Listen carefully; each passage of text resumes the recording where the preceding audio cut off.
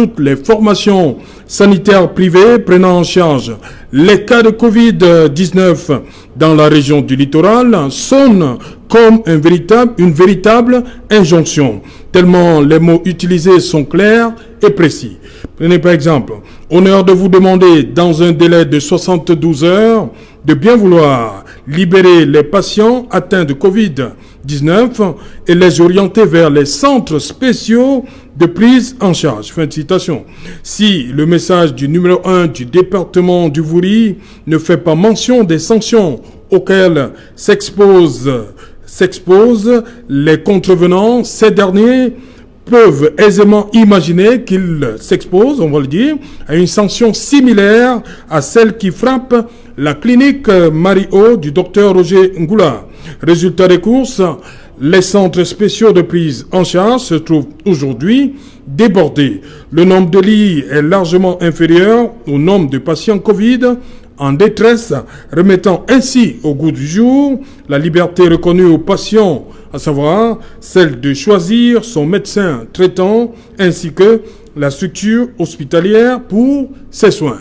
Madame, Monsieur, tout à l'heure à 19h40, Cédric Noufélé sera là pour une édition, on va le dire, un peu raccourcie du 20h qui va passer à 19h40, disons édition d'information, et à 20h. Ce sera donc le discours à la nation du chef de l'État. Tout de suite, Madame, Monsieur, c'est Equinox Soir en format réduit.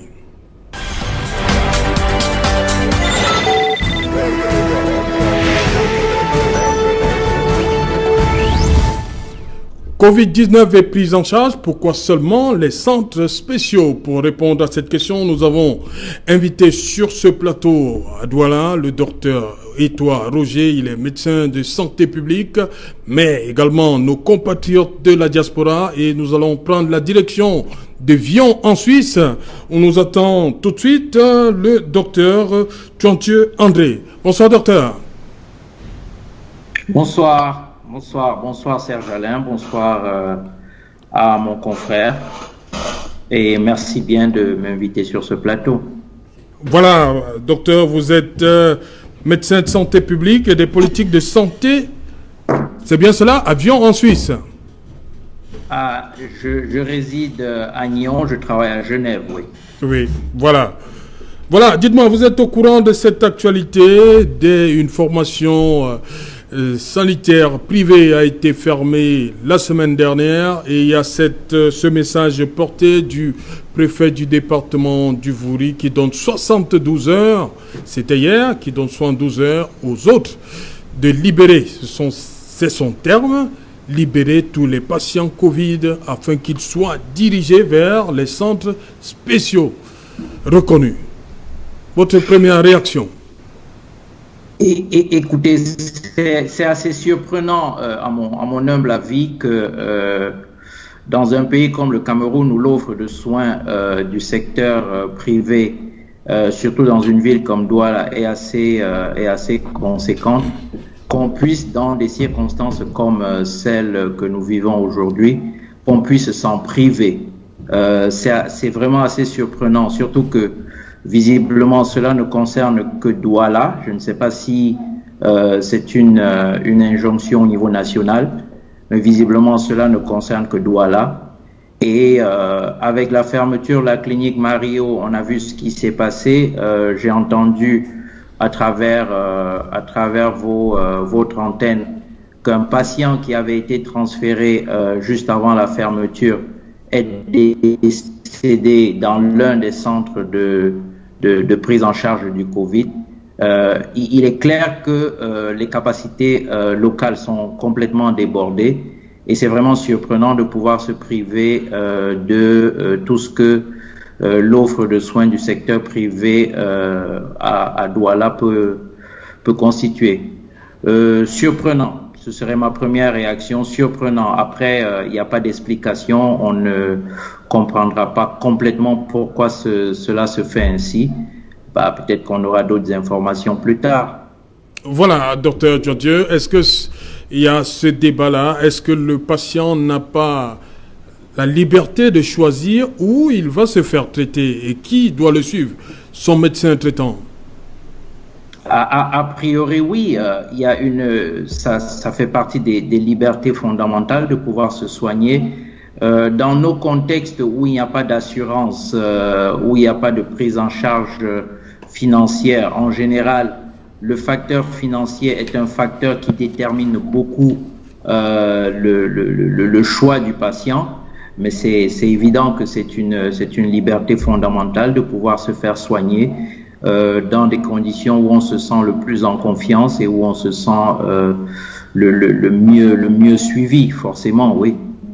Voilà, dites-nous, comment ça se passe là-bas, les cas de Covid en Suisse?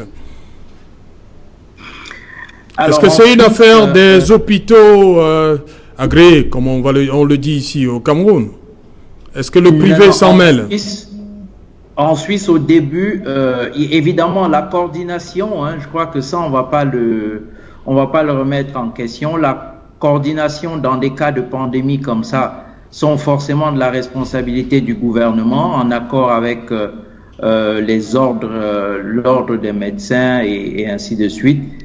En Suisse, spécifiquement, ce qui s'est passé, c'est qu'au début, il y avait des centres de tests du Covid-19 parce qu'on avait mis en place certains centres de référence pour les tests pour essayer de désengorger les urgences des hôpitaux. Mais en matière de prise en charge, il n'y a pas de restriction à partir du moment où les protocoles étaient établis et que toutes les formations sanitaires étaient au courant et qu'elles décidaient par elles-mêmes d'allouer une certaine partie de leurs locaux à la prise en charge du Covid. Il n'y avait pas de restriction.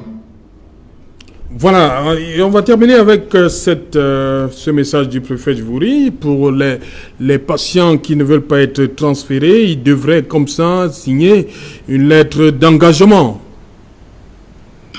C'est vraiment surprenant. On a l'impression que le gouvernement veut se désengager de toute responsabilité pour les patients qui décideraient de ne pas se faire soigner dans l'un de leurs centres. Et ça revient à ma question initiale, c'est très très surprenant qu'on aille jusque-là, jusqu'à demander aux patients de se désengager comme ça, de signer.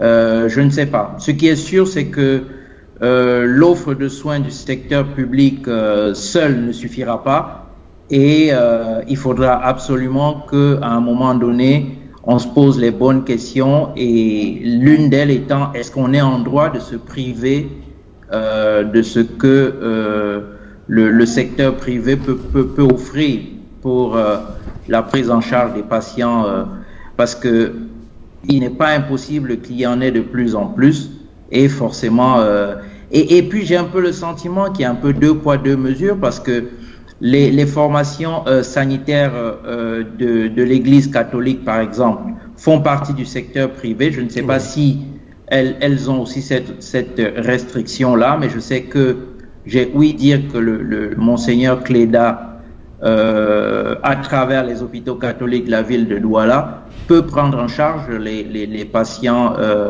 victimes de Covid. Donc il y a un peu une espèce de deux poids deux mesures. Dans la ville de Yaoundé, je crois qu'il y a des formations privées qui le font. Donc pourquoi cette décision restreinte à certaines formations, à une partie des formations du secteur privé à Douala? Ouais, je me pose des questions. Voilà, merci Dr Tchantche d'avoir accepté cette première invitation. Bonne continuation. Merci beaucoup. Voilà, merci d'être passé chez nous. Bonsoir, docteur Etoile, bienvenue. Merci. Bonsoir à tous vos téléspectateurs.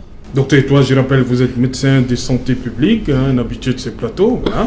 On va entrer où le docteur Tchantche est sorti. Pourquoi on va dire, ces deux poids, deux mesures? Pourquoi certaines formations ne sont pas habilitées à accompagner les pouvoirs publics dans le traitement des patients Covid et pas d'autres. Il a pris le cas des formations des hôpitaux catholiques. Il y a même une formation à Yaoundé qui a reçu les félicitations du ministre de la Santé. C'est une question assez difficile pour moi parce que n'étant pas au ministère de la Santé, ne connaissant pas exactement tout ce qui a motivé la décision du ministre, donc je ne peux pas trancher, je ne peux pas donner un avis de façon catégorique. Mais je peux juste avoir des pressentiments qui sont personnels. Oui. Je dois peut-être faire remarquer le contexte. Je pense que au début de la prise en charge, au début de l'éclatement, en fait, à l'éclatement de la crise du Covid, le ministère de la Santé a rapidement essayé d'encadrer la prise en charge. Le ministre de la Santé a signé un arrêté qui créait des centres Covid, des centres de prise en charge Covid, des centres principaux que nous tous nous connaissons, soit la Quintini ou l'hôpital central, et des centres secondaires. On a vu des images dans des stades et tout. Le stade militaire à Yaoundé. Au départ, le ministère de la Santé a essayé d'encadrer. Après, tout naturellement, les hôpitaux publics ont commencé à être débordés et les patients se sont tout naturellement dirigés vers les formations sanitaires privées. Je pense que au départ, on a fonctionné un peu avec la tolérance administrative, en se disant bon, tant qu'il n'y a pas de problème, ça va, les patients peuvent continuer à être pris en charge avec la liberté qui leur est reconnue. Les patients pouvaient continuer à aller où ils le voulaient. Sauf que il y a eu un certain nombre d'événements, notamment des faits divers abondamment relayés sur les réseaux sociaux, qui décriait un certain nombre de pratiques dans certains hôpitaux privés, notamment sur des questions de prise en charge, des questions de diagnostic, des questions de facturation des soins. Et ça prenait tellement de l'ampleur et ça remontait l'opinion publique, si bien que le ministre s'est peut-être senti obligé de sonner en fait la fin de la récréation, en fait, s'il faut le dire, parce que c'est effectivement. Mais docteur, et toi, ça c'est un cas. Pourquoi avoir généralisé? Parce que la note le message du préfet, il étend ça à toute la région du littoral. Ça c'est un cas, on a vu. Hein. Il y a eu la fermeture la semaine dernière, mais pourquoi étendre ça à toutes les formations sanitaires privées du littoral? Bon, je pense que là, c'est le préfet qui peut facilement répondre, qui a toutes les motivations qui l'ont poussé à étendre dans toutes les formations sanitaires du littoral. Mais je pense, comme je le dis, que les pouvoirs publics ont voulu un peu sonner en fait la fin de la récréation pour pouvoir d'abord en fait remettre un peu les pendules à l'heure.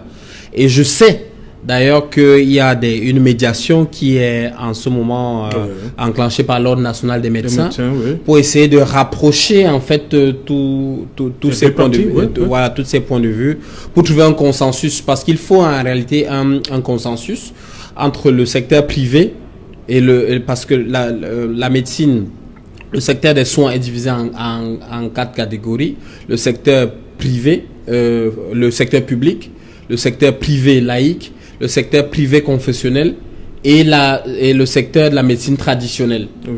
Et en ce moment, nous voyons bien comment tous ces secteurs sont pleinement déployés, avec le secteur public, avec les hôpitaux publics, le secteur privé laïque avec ses cliniques privées, le secteur privé confessionnel avec les hôpitaux catholiques et tout, et le secteur de la médecine traditionnelle, nous on a avec l'expérience de Monseigneur Cléda. Donc tous ces acteurs sont pleinement impliqués dans la lutte. Il faut maintenant tout simplement essayer de les harmoniser. Et je pense que ça va peut-être accélérer le processus de normalisation et de régulation. Parce que si je pense bien, l'un des points d'achoppement de l'affaire Marie-O, c'était notamment sur la question de la tarification des soins. Parce qu'on s'est retrouvé avec des tarifications des soins, des factures de 6 millions. On voyait des factures circuler de 6 millions, de 14 millions et tout. On peut dire que tout le monde a tort, mais tout le monde a également raison. Parce que, effectivement, il n'y a pas, pour l'instant, à moins que je me trompe, une tarification officielle qui encadre les soins privés. Donc, normalement, on doit savoir que dans le secteur, une échographie coûte tant dans le secteur public, ça coûte de temps à temps dans le secteur privé, peut-être confessionnel, laïque et tout. On doit savoir, le client, le patient, doit savoir en réalité à quoi il s'attend. Oui. Quand il va dans une clinique privée, il est atteint de Covid, il doit savoir que quand il va dans une clinique privée, la chambre d'hospitalisation va coûter de temps à temps, selon la catégorie. L'oxygène va coûter de temps à temps. Les repas, l'hôtellerie, les médicaments, il doit être préalablement informé. Dans les hôpitaux occidentaux que je connais, on vous remet un livret. Quand vous arrivez, on vous remet un livret qui vous dit exactement vos droits, vos devoirs, quand vous avez droit aux visites, quand vous avez droit au repas, quand vous devez vous reposer, quelle est la tarification, qu'est-ce que vous devez faire, qu'est-ce que vous ne devez pas faire. Ça s'appelle le consentement éclairé. Donc, il ne faut pas qu'un patient arrive dans une clinique privée et il ne sait absolument pas à quoi s'attendre. Ensuite, il se retrouve avec une facture exorbitante qui est au-delà de ses capacités. Ouais. Donc, on doit justement c'est justement ça qu'on appelle, pour moi, l'humanisation des soins. C'est-à-dire que tout le monde ça commence par l'information du patient. Okay. Parce qu'aujourd'hui, évidemment, les cliniques privées ont peut-être l'image de moutons noirs. Je pense qu'il y a eu un déficit d'information. Oui. Un déficit d'information qui vient aussi peut-être d'une insuffisance des outils de régulation. Aujourd'hui, il y a un outil, par exemple, qu'on appelle la nomenclature des actes médicaux, mais qui est en réalité détenu par les assurances privées. Quand vous allez retirer votre bon de prise en charge, vous allez voir les prix des lettres clés, le C, le B si c'est le laboratoire, le K si c'est la chirurgie. Elles correspondent à une certaine nomenclature, à une certaine tarification. Mais ça, c'est la tarification du secteur des assurances privées. Okay. Et tout ça, du secteur lucratif, ultra lucratif d'ailleurs. Et donc, le ministère de la Santé, qui est l'organe en charge de la régulation du système de santé, doit pouvoir s'approprier cette tarification, parce qu'il y a une tarification sur le secteur public. Maintenant, il faut mettre en place une tarification sur le secteur privé qui est homologuée et qui est acceptée de tous. Ok, voilà, nous prenons tout de suite la direction du New Jersey où nous attend le docteur Tchété Jean-Marie. Il est pneumologue. Bonsoir docteur et bienvenue une fois de plus sur le plateau Equinox Soir.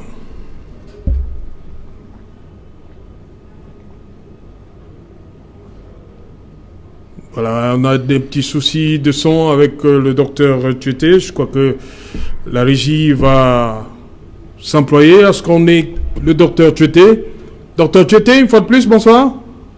Bonsoir, c'est Alain. Voilà, docteur. Oui, allez-y. Je dis merci, c'est un plaisir d'être sur le plateau encore ce soir. Oui, voilà, cette thématique, est-ce que vous comprenez un peu cette... ça, c'est pour la région du littoral, hein, où le préfet... C'est en tant que clinicien. Oui. Voyez-vous, même ici, c'est l'endroit où les cliniciens doivent comprendre le traitement et le faire de manière efficace. Je ne dis pas qu'on ne peut pas le faire dans les centres privés, on peut très bien le faire si on pouvait aussi identifier les secteurs privés ou bien les hôpitaux privés qui ont des équipements ou bien l'expertise nécessaire pour traiter ces patients.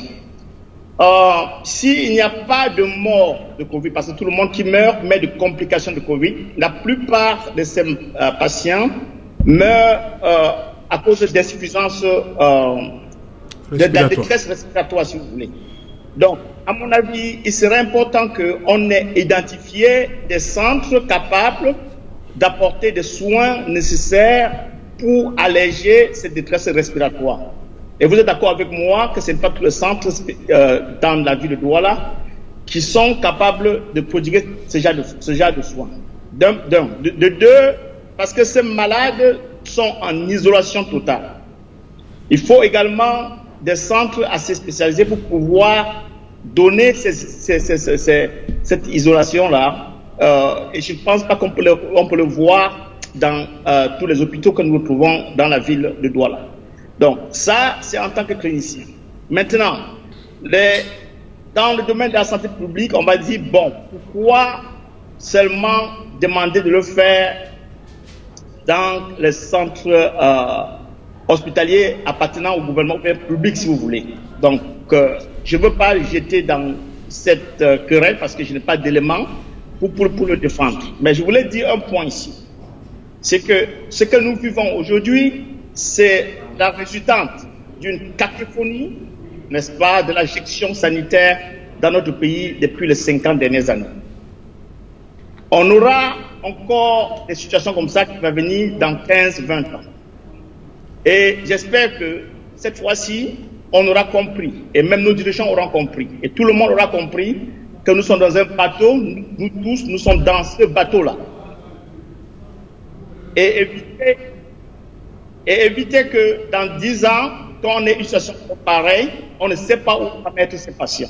Parce que le problème aujourd'hui, c'est parce que même les hôpitaux publics n'ont pas assez de moyens pour pouvoir, n'est-ce pas, gérer ces patients. À mon avis, à moi. Voilà, je vais vous poser la même question. Et la liberté du patient de choisir son médecin et la structure? Oui, alors, moi, ici aux États-Unis, quand j'ai un patient dans mon centre, il peut arriver avec une pathologie qui n'est pas de mon domaine, dans lequel je ne suis pas un expert, ou bien dans lequel mon hôpital n'a pas de l'expertise. Nous proposons donc aux patients, est-ce que vous pouvez aller dans un autre centre qui a peut-être, je veux dire, des moyens plus avancés pour pouvoir, n'est-ce pas, vous aider dans votre cas particulier. Le malade a le droit en ce moment de dire non, je ne peux pas partir. Ça fait partie de ses libertés. Donc le malade a le droit de dire non, de ne pas partir. En ce moment donc, nous demandons au malade de signer qu'on lui a proposé d'aller ailleurs et il a refusé de partir. Donc techniquement, vous ne pouvez pas forcer un malade à aller ailleurs, mais vous lui offrez le soin, ou le choix, n'est-ce pas, de choisir où il va partir. Et je pense que la lettre du préfet était assez claire dans ce sens-là. Ouais. Voilà, il leur demande de signer un engagement. Vous avez bien vu les termes, la lettre du préfet? Oui, ça se fait partout dans le monde, à ce que je sache. Ça se fait ici, aux États-Unis, ça se fait en Europe, ça se fait au Cameroun, où vous demandez à un patient, nous ne pouvons pas vous prodiguer des soins nécessaires dans cet hôpital. Au patient de dire non, je préfère rester ici. En ce moment-là, vous vous déchargez, n'est-ce pas, en demandant au patient, est-ce que vous pouvez donc signer une décharge que je vous ai proposé d'aller vous faire soigner ailleurs, et vous avez dit non. Ça se fait tous les jours en médecine. Voilà, le prédécesseur, l'intervenant qui est passé avant, parlait de ce 2 poids 2 mesures. Pourquoi seulement? On a comme l'impression qu'il y a un acharnement sur les structures privées, tandis qu'il y a des structures confessionnelles, privées confessionnelles qui... Ça, c'est ce que je disais au risque de prendre le boulet, que c'est un testament de l'échec, n'est-ce pas? De l'échec de notre plan sanitaire, je ne peux pas dire depuis les 50 dernières années. On en arrive aujourd'hui parce que le gouvernement ou bien les autorités ne sont pas capables de dire aller seulement dans les centres publics maintenant parce qu'ils n'ont pas de moyens. On ne peut non plus demander à ces patients d'aller se faire traiter n'importe où. Donc vous voyez, c'est comme si les dirigeants sont un peu dos au mur. Alors qu'est-ce qu'il faut faire? Alors on partage le poids en deux, on donne un peu ici, on donne un peu là-bas, à mon avis. Voilà, merci Dr Tchété pour votre brillante participation. Merci une fois de plus. Je rappelle que vous êtes pneumologue au New Jersey, aux États-Unis, Dr Tchété Jean-Paul. Merci. À très bientôt. Voilà, docteur, et toi, est-ce qu'on a pris la peine d'identifier les centres, les structures privées qui avaient le matériel nécessaire pour le suivi des patients Covid? Parce que cette mesure-ci est globalisante.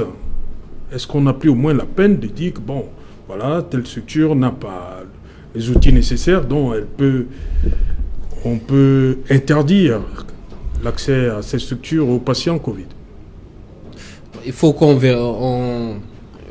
entre dans les détails du dossier technique qui a amené le préfet à prendre cette décision pour savoir si effectivement il a fait cette vérification préalable ou pas.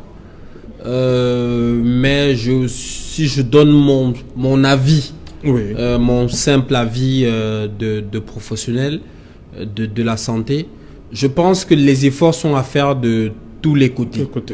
Ce n'est pas le patient a le droit de choisir l'hôpital où il veut, mais l'hôpital, comme on dit, a également le devoir de reconnaître que moi je peux pas. Exactement, de reconnaître ses capacités. Oui. Parce que la question également que pose la prise en charge des personnes Covid n'est pas qu'une question dans les formations publiques, privées, n'est pas qu'une question financière. Et également, comme le docteur Tuente l'a dit, il y a également la question des procédures. Est-ce que une clinique privée, combien de cliniques privées sont capables aujourd'hui, en fait, les hôpitaux Covid, les pavillons Covid doivent être complètement vidés des autres patients. Il ne doit y avoir que du Covid, entre guillemets. Combien de formations sanitaires privées, combien de cliniques privées sont capables de vider soit toute la clinique, soit des pans entiers de leur clinique pour ne recevoir que du Covid, pour par exemple éviter des infections nosocomiales, des infections qu'on attrape, qu'on contracte à l'hôpital, que ce soit pour les patients ou même le personnel de soins, parce que vous savez que le personnel de soins est également très vulnérable vis-à-vis de cette épidémie. Donc, combien de formations sanitaires, de cliniques privées sont aux normes pour pouvoir recevoir les patients Covid en termes de capacité d'accueil, en termes de procédures d'hygiène et d'assainissement, en termes de plateau technique pour pouvoir des équipements, en termes de laboratoire, en termes d'imagerie, en termes de traitement. Combien de formations sanitaires privées, laïques ou même confessionnelles sont capables de pouvoir prendre en charge cette pathologie? Je dois rappeler que le Covid est une maladie nouvelle. En fait, c'est une épidémie nouvelle à laquelle tout le monde essaye le corps médical le découvre, quoi. Voilà, tout le monde essaie un peu de se mettre aux normes. Les grands hôpitaux, mais donc combien d'opérateurs privés ont essayé également de se mettre aux normes? Il faut qu'on vérifie tout ça. Donc je ne sais pas exactement si toutes ces informations étaient incluses dans le dossier technique du préfet. Il va falloir vérifier. Donc pour moi, l'avenir justement doit aller vers l'homologation. C'est-à-dire que je ne suis personnellement pas pour une interdiction globale, mais on doit pouvoir identifier les formations sanitaires qui sont aux normes ou qui sont potentiellement aux normes pour que le gouvernement les accompagne, parce que c'est de ça en réalité qu'il s'agit, parce que personne n'était prêt. Il faut que le gouvernement les accompagne en leur fournissant des équipements, peut-être en réhabilitant même. Il y a des services de réanimation qui ne sont peut-être pas en bon état, des salles d'hospitalisation qui ne sont pas en bon état, des laboratoires qui ne sont pas. Donc le gouvernement peut également identifier des cliniques très bien équipées ou alors à fort potentiel pour pouvoir les accompagner. Et quand le processus est arrivé, on puisse les homologuer pour qu'ils puissent prendre en charge les patients Covid. Voilà, direction Montréal où nous attend le professeur Djantou Prévost. Bonsoir, professeur. Bonsoir. Voilà, je rappelle que vous êtes gastro-entérologue pédiatre. Effectivement, sur cette actualité, cette dernière, je sais que vous suivez de près tout ce qui se passe au Cameroun. Les patients Covid sont obligés comme ça de s'orienter, d'aller vers les centres spéciaux. Ça, c'est une décision du préfet du Vouri. Il a donné 72 heures à ces dirigeants des formations sanitaires privées de le faire? Oui. Oui, effectivement, nous avons suivi ces mesures d'ultimatum et je dois dire que c'est quelque chose qui est dommage de toujours pour ce gouvernement d'agir de façon réactive au lieu d'agir de façon proactive. Donc, cette pandémie est arrivée au Cameroun, on l'a vu venir. Et on ne peut pas dire que le gouvernement n'a pas eu le temps de se préparer pour réagir. Et la réaction par rapport à une telle pandémie, c'est l'organisation du système de soins. Si on focalise sur le thème de ce soir, il aurait fallu, dès le départ, il eût fallu réunir tous les acteurs sanitaires pour mettre en place un vrai état de lieux, une vraie cartographie de ce qui existe comme structure sanitaire pour être en mesure de prendre en charge les malades.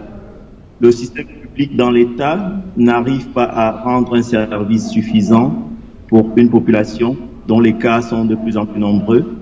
Et le système privé, tous ne sont pas au même niveau, mais il y a plusieurs structures qui auraient pu être impliquées dès le départ pour discuter dans quelle mesure ils peuvent apporter leur contribution. Ici, par exemple, pour le cas des complications respiratoires, on parle de besoin de respirateurs, de ventilation artificielle.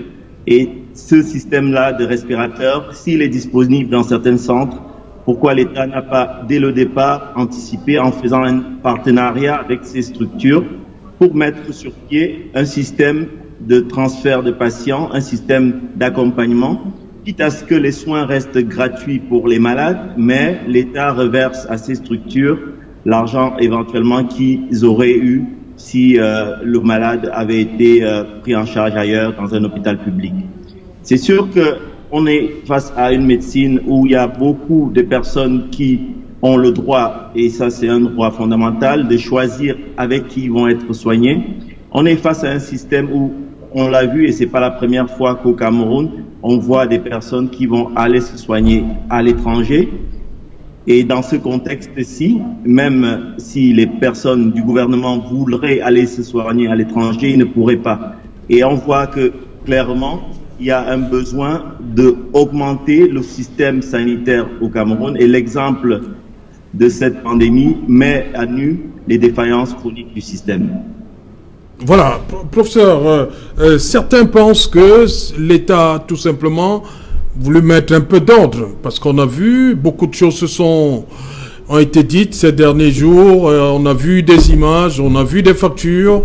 Est-ce que vous n'êtes pas d'accord avec ces personnes-là qui pensent que l'État a voulu, un tant soit peu, siffler un tout petit peu la fin de la récréation, le temps de remettre les choses en place? Je pense que l'État, dans cette volonté-là, devrait travailler avec des structures qui, c'est leur premier rôle de le faire. L'ordre des médecins, par exemple, est au premier chevet par rapport à l'activité des médecins. Et l'ordre des médecins, dans cette problématique, devrait être sollicité avant de décider d'une fermeture comme cela a été fait. C'est sûr, et ça je le critique, qu'il y a des structures sanitaires multiples qui n'ont pas forcément des pratiques éthiques. Et ça, il y a beaucoup de données par rapport à ça. C'est sûr qu'il y a des structures sanitaires qui sont connues par le gouvernement lui-même et qui font des choses par rapport à cette pandémie qui sont tolérées. Alors, est-ce qu'il y a des passe-droits? Et là, on voit que effectivement, si on est face à une décision, il faut prendre en compte la même règle pour tout le monde. Mais il faut aussi anticiper sur les impacts négatifs. Parce que lorsqu'on ferme une structure sanitaire, il faut penser aux autres malades qui ne sont pas Covid et leur devenir. Et c'est sûr que dans ce contexte-là, qu'est-ce qui vont devenir les patients qui venaient peut-être pour un infarctus, peut-être pour un problème rénal? Est-ce que la fermeture a pris en compte le besoin pour ces patients d'avoir une continuité des soins? En médecine, on parle de continuité de soins. Donc, il y a cette vision globale qui, en médecine, ne doit pas et ne doit jamais être une décision hâtive de l'ordre de la bureaucratie. Voilà, merci professeur Ndjantou Prévost. Je rappelle que vous êtes gastro-entérologue pédiatre. Vous exercez à Montréal, au Canada. Voilà, il pense que la décision a été prise un peu de manière hâtive. Cette décision de déjà fermer Marie-O, ensuite demander à toutes les structures privées de transférer tout ce qu'ils avaient comme patients Covid dans les centres spéciaux. Il n'y a pas eu, comme vous le disiez, il n'y a pas eu cette concertation. Et les autres malades, qu'est-ce qu'ils deviennent dans ces structures-là? Évidemment. Je pense que cette décision n'a pas été mûrie, quoi, réfléchie. J'avoue toujours mon incompétence de n'avoir pas à disposition tous les éléments qui ont poussé le ministre de la Santé à prendre ces décisions. Mais j'avoue que c'est une décision dure, c'est une décision assez dure, extrême. Ça dit que je suppose que le ministre de la Santé doit détenir des faits ou des éléments qui l'ont peut-être poussé à prendre cette décision assez radicale. Donc j'aimerais bien, si possible, un jour avoir les éléments probants du dossier. Cela dit... Est-ce que l'ordre des médecins a été consulté? J'ai vu, puisque c'est sur les réseaux sociaux, que une correspondance où le responsable de la clinique répondait une demande d'explication au président de l'ordre des médecins. Je suppose, s'il répondait à une demande d'explication du président de l'ordre des médecins, que l'ordre des médecins s'est effectivement inquiété de la situation qui prévalait au sein de cette clinique. De l'autre côté, docteur Etoile, de l'autre côté, le ministre de la Santé dit qu'il a également adressé une demande d'explication au promoteur, mais toujours, lorsqu'il faisait son tweet, après la fermeture, il n'y avait pas toujours de réponse. Bon, là, c'est parole contre parole, acteur contre... voilà, donc témoin contre témoin. Il est difficile, étant à l'extérieur, de connaître de savoir qui détient la vérité. Cela est dit, moi j'ai interprété cette décision comme un coup de pied dans la fourmilière pour essayer de remettre tout à plat et pour qu'on puisse repartir sur de nouvelles bases. J'ose croire, ça c'est mon espoir, que le président de l'ordre des médecins va probablement accélérer la médiation entre le ministère de la Santé et pas seulement le responsable de la clinique incriminée, mais toutes les formations sanitaires privées pour qu'on ne puisse plus arriver à ce type de décision quand même d'une extrême gravité. Parler d'une décision extrême, on va rapidement écouter le docteur Ntouba, il est à Amiens, parce que dans un instant, ce sera le journal. Rapidement, docteur Ntouba, sur cette situation au Cameroun, des formations sanitaires privées interdites, comme ça, de recevoir des patients Covid. Bonsoir, docteur Ntouba. Bonsoir, Téjalan. Bonsoir à mon confrère sur le plateau. Une très bonne fête pour l'éducation au Cameroun et au Sahara qui fait partie de la famille. Donc, oui, ma position est très simple. C'est que, comme l'ont dit presque tous les autres copanélistes tout à l'heure, le droit du patient reste fondamental. C'est-à-dire que le patient a le droit, n'est-ce pas, de se faire soigner où il peut seulement. Il faut, côté médical aussi, reconnaître que, comme on l'a dit tout à l'heure, quand je ne peux plus soigner, je transfère à mon collègue. Alors, ce qui se passe actuellement, c'est que je crois qu'il y a une erreur déjà au départ. C'est-à-dire que ce qui aurait dû être fait, c'était de repérer tous les centres qui sont en mesure, n'est-ce pas, de prendre en charge ces patients Covid et en deux, n'est-ce pas, pouvoir orienter les patients en fonction de la gravité de leur état. Nous ici, je me souviens très bien, quand on était en phase très aiguë, on avait beaucoup de patients, n'est-ce pas, qu'on envoyait d'un coin à l'autre. Donc, je crois que là, il faut refaire les bases et puis essayer d'orienter les patients correctement. Voilà, merci docteur Ntouba, parce qu'il est déjà là, Cédric Nouffelé, pour ce journal, hein, parce qu'on attend la déclaration, le discours du chef de l'État dans un instant. Il est là. Bonsoir Cédric, rapidement, au menu. Bonsoir Safala. Nous ne sommes pas de course. Vous l'avez dit, dans quelques minutes seulement, le président de la République doit s'exprimer à la nation camerounaise au moment où le pays fait face à 3 ans et demi de guerre dans les régions du nord-ouest et sud-ouest, à plusieurs années de lutte contre le terrorisme à l'extrême nord du Cameroun, une situation économique peu reluisante et des Camerounais victimes d'une crise sanitaire, le chef de l'État va-t-il annoncer de grandes réformes pour consolider l'unité nationale mise à mal par ces crises multiformes? Quels seront les axes de son discours? Vous l'écouterez sur Equinox Télévision à partir de 20h précises. Et ensuite, ce seront les premiers décryptages avec l'éditorialiste Edmond Cambia sur le plateau du journal. Et ensuite, vous prendrez le relais Serge Alain. Il faut préciser aux Camerounais que ce soir, 2 autres challengers du chef de l'État lors de la dernière élection présidentielle ont tenu eux aussi à adresser leur message à la nation camerounaise. À 18h, c'était Cabral Libi, président du PCRN, élu député récemment. Il a tensé le tribalisme au Cameroun et fait des propositions pour un Cameroun nouveau. Nous en parlerons juste après le discours du chef de l'État.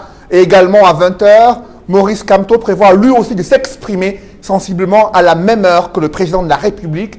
Le président du MRC, classé 2e à la dernière élection présidentielle, lui aussi compte s'exprimer à la nation camerounaise dans cette veille de l'unité nationale. Nous en parlerons dans quelques instants. Serge Alain. Voilà, dans un instant, dans le journal de Cédric Noufélé. Et après, ce sera le discours à la nation du chef de l'État.